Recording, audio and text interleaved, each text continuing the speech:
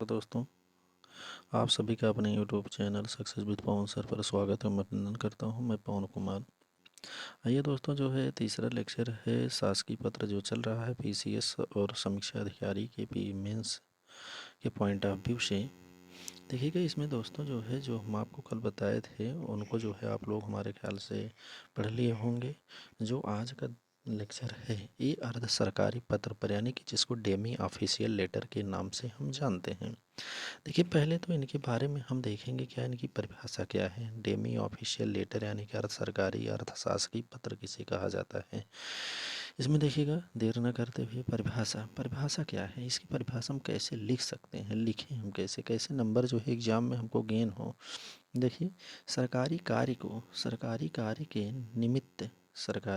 के निमित्त जब एक कार्यालय का अधिकारी किसी दूसरे कार्यालय कि किसी अन्य अधिकारी से किसी की ओर विशेष ध्यान दिलाने, सलाह मशविरा करने और किसी विषय को उसकी व्यक्तिगत जानकारी लाने, विचारों की आदान प्रदान करने की आवश्यकता पड़ती है, तो ऐसा पत्र जो है क्या होता है, ऐसा पत्र अर्धशासकीय पत्र यानी कि अर्धशासकीय पत्र या सरकारी पत्र की संज्ञा दी जाती है। लेकिन अंग्रेजी में इसे डेमी ऑफिशियल लेटर या संक्षेप में डीओ के नाम से जानते हैं। डीओ यानी कि डेमी ऑफिशियल लेटर, है ना।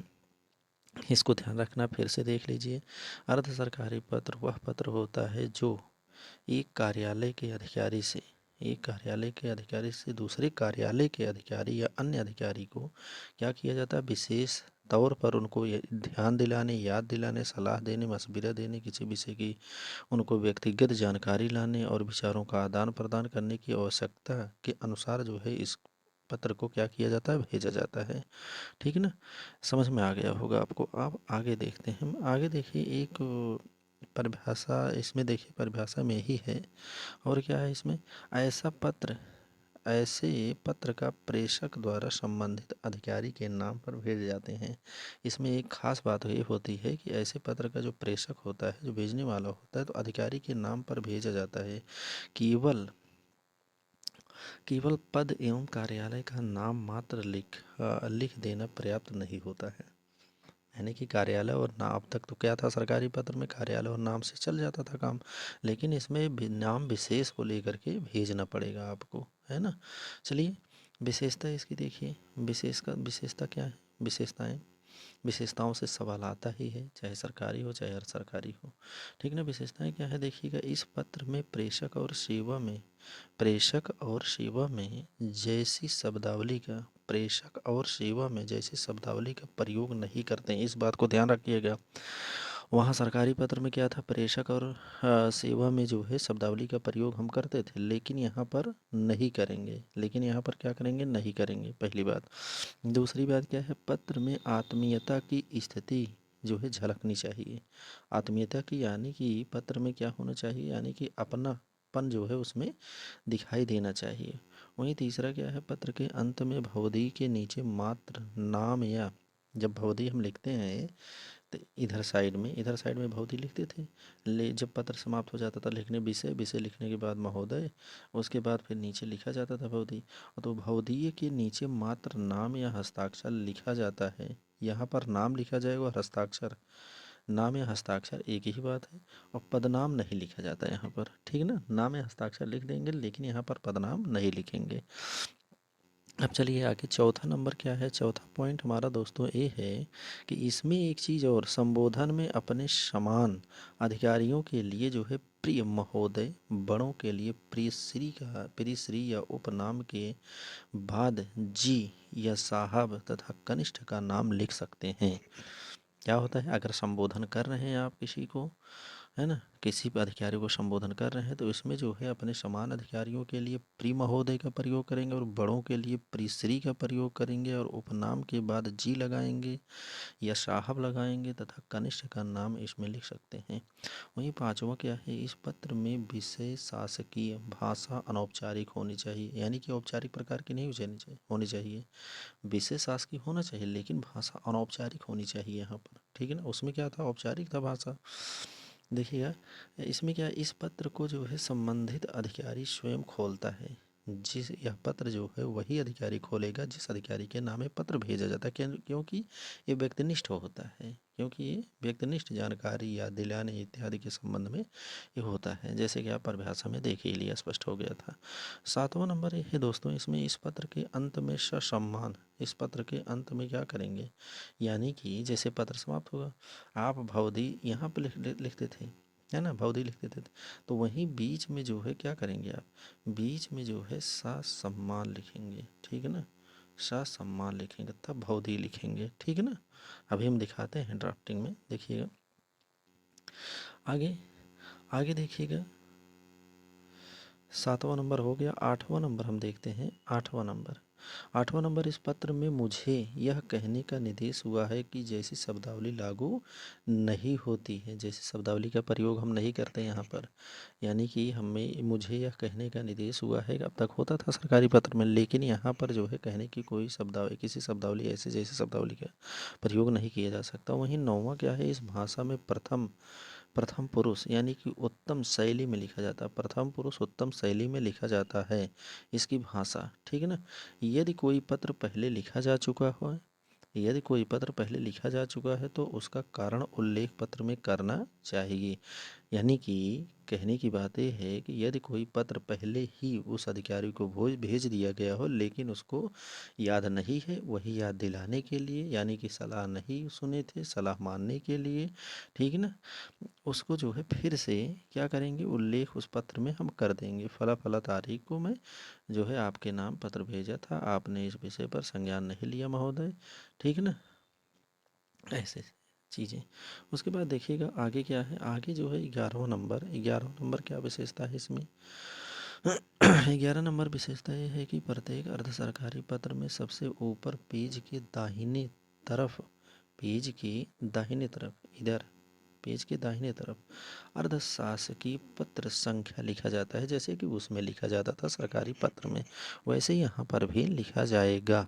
क्या लिखा जाएगा, अर्धशासकीय पत्र संख्या लिखा जाएगा। मैं ड्राफ्टिंग के माध्यम से आपको बताऊंगा एक एक चीज़ों को।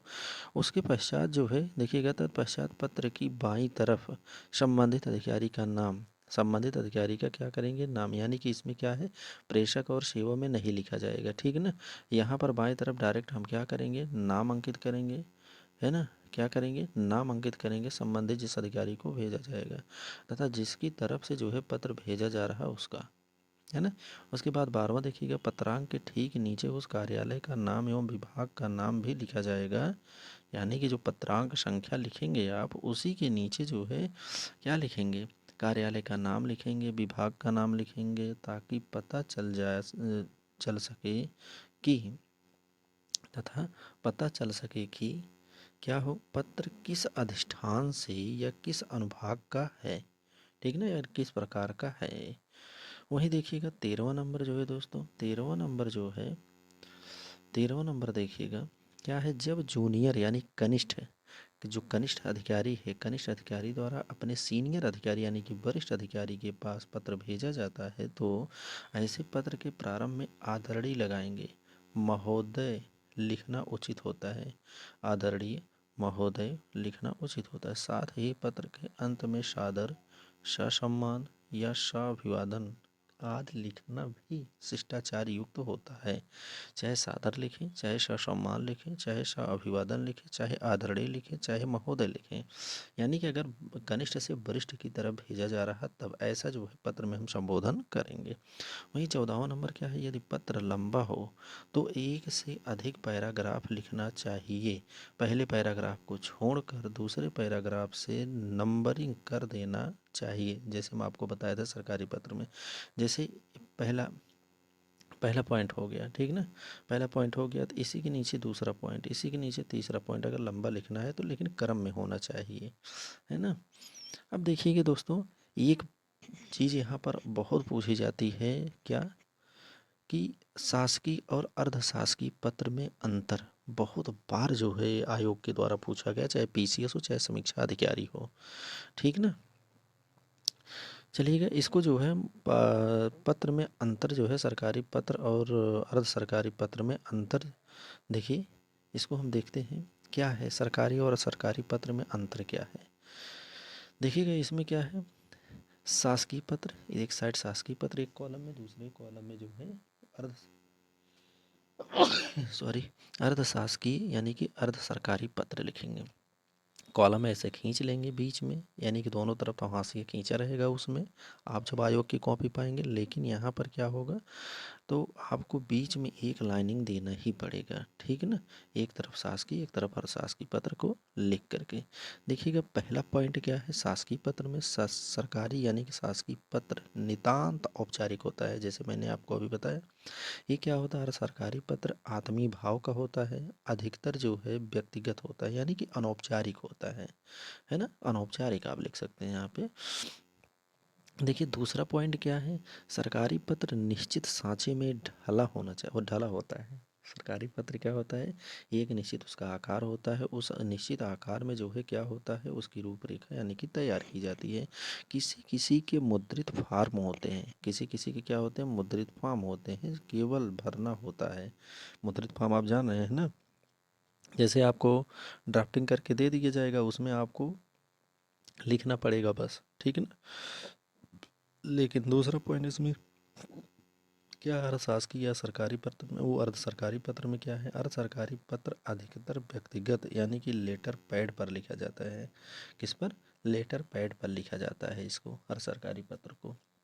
बहुत ध्यान से सुनिएगा, बहुत महत्वपूर्ण है, क्योंकि यहाँ से प्रश्न बनना तय है। समीक्षा अधिकारी वालों या पीसीएस वाले जो है इस चीज़ को ध्यान से सुने। देखिएगा तीसरा पॉइंट इसमें क्या है दोस्तों, सरकारी पत्र में निजी विचारों का कोई स्थान नहीं होता, यानी कि निजी विचारों का इसमें, व्यक्तिगत स्वभाव का कोई बात इसमें नहीं होगी, क्योंकि ये वरिष्ठ से कनिष्ठ से वरिष्ठ की ओर नहीं भेजा जाता, ठीक ना। और उसके बाद सुझाव देने के लिए नहीं होता है। वहीं इसमें क्या है, सरकारी पत्र में निजी विचारों का स्थान होता है, क्योंकि ध्यान दिलाने, विचार यानी कि उनको सलाह मशविरा देने या व्यक्तिगत सलाह की जानकारी देना, विचारों को आदान प्रदान करना जो है उसमें आवश्यकता है। लेकिन यहाँ पर जो है सरकारी पत्र में ऐसा कोई उल्लेख हम नहीं करेंगे। लेकिन चौथा क्या है, सरकारी पत्र की भाषा शैली संयत होनी चाहिए, स्पष्ट होनी चाहिए, सरल होनी चाहिए, शुद्ध होनी चाहिए, और टकसाली यानी कि बनावटी, टकसाली यानी कि बनावटी किसी भी शब्द का प्रसंगत केवल एक ही अर्थ निकलता है, प्रसंगत केवल एक ही अर्थ निकलना चाहिए। देखिएगा चौथी इसमें क्या है, अर्ध सरकारी पत्र में भाषा संबंधी नीति का कड़ाई पूर्वक पालन आवश्यक नहीं है। कड़ाई पूर्वक आप पालन इसको, इसमें आवश्यक ये नहीं है कि आप कड़ाई के अनुसार, जैसे सरकारी पत्र में आप देख रहे हैं, संयत होनी चाहिए, सरल होनी चाहिए, स्पष्ट होनी, शुद्ध होनी चाहिए, टकसाली होनी चाहिए, किसी भी शब्द का प्रसंगता केवल एक ही अर्थ निकलना नहीं चाहिए, बार बार जो है पुनरावृत्ति शब्दों की न हो। वहीं देखिएगा चौथे के बाद जो है पांचवा, चौथे के बाद जो है पांचवा, देखिएगा पांचवा पॉइंट हमारा ये है दोस्तों, इसमें सरकारी पत्र में अनौपचारिक शब्दों का प्रयोग नहीं किया जाता, क्यों, इसमें औपचारिक शब्दों का केवल प्रयोग किया जाता है। वहीं हर सरकारी पत्र में क्या होता है, हर सरकारी पत्र के अंत में आदर सूचक ससम्मान, आदर सूचक शब्दों का कैसे संबोधन करें, ससम्मान लिखेंगे, सादर लिखेंगे, साभिवादन, अभिवादन या अभिवादन सहित जैसे शब्दावली का हम प्रयोग इसमें करते हैं।